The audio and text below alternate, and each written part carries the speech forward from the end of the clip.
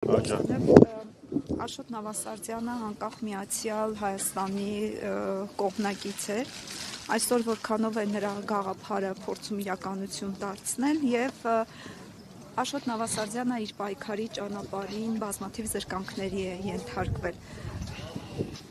Այսօր երբ պայքարում եք, երբևէ ընկճվում եք, թե փորձում եք հենց նրա գաղափարները առաջ տանել։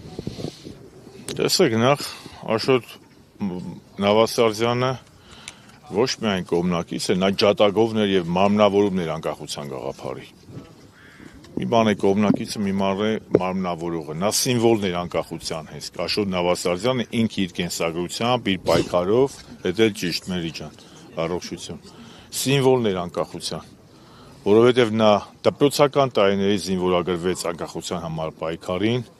12 տարուց ավել անցկացրեց խորհրդային գուլագներում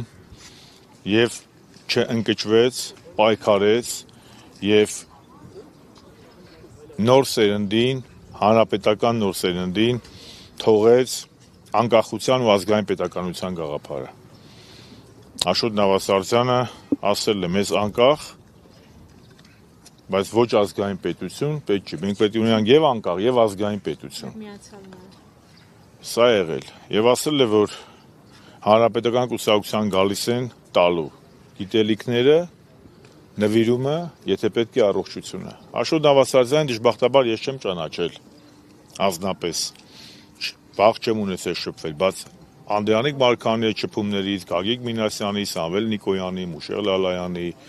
Վազգեն Կարախանյանի, Ռազմիկ Զոհրաբյանի մասնավորապես, նրանց այդ շփումներին այնքան են պատմել, իհարկե Կարինե Նավասարդյանի,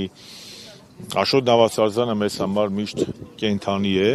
եւ նրա գաղափարները միշտ կենդանի են։ Ինչ վերաբերում է ձեր հարցի երկրորդ մասին, ընկճվում ենք թե չէ։ Ես որ ասեմ չենք ընկճվում կհավատաս ինձ։ Մարդ ենք, պետք է կարողանանք ընկնենք էլ, բնական անկնելը, կանգնենք էլ, կարևորը չսողանք։ Կարևորը չսողանք։ Այո, այսօր մենք ընկած ենք, ազգային ողջ ազգը, ազգային հատվածը ընկած է, եթե ասեն թռնում ենք, ուրեմն անդարդ են։ Անկախության գաղափարի Աշոտ Նավասարդյանի իհարկե մեծ վտանգ է սպառնում, եթե Նիկոլ Փաշինյանը հայտարարում է, որ անկախության հռչակագիրը դա կոնֆլիկտի մասին հռչակագիր է։ Եթե ուզում են սահմանադրություն, նոր սահմանադրություն գրեն, բերեն, դայաղ անեն Ադրբեջանից բերված, որտեղ անկախության հռչակագիրը չկա, բա իհարկե մարտահրավեր է։ Ինչի դուք կարծում եք այսօր անկախ Հայաստանում ենք ապրում։ Այսօր մենք ավելի շատ ապրում ենք կոլաբորացիոնիստական ռեժիմի կառավարման շրջանում։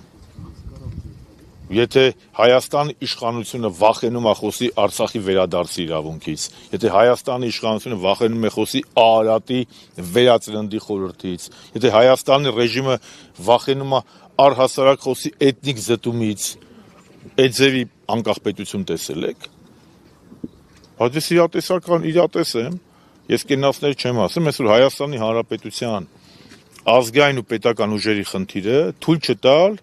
ավելին կորցնել։ Եղածը պահելն է այսօր մեր թիվ 1 գերխնդիրը, իսկ այս մարդկանցով եղածը չեն կարող պահել։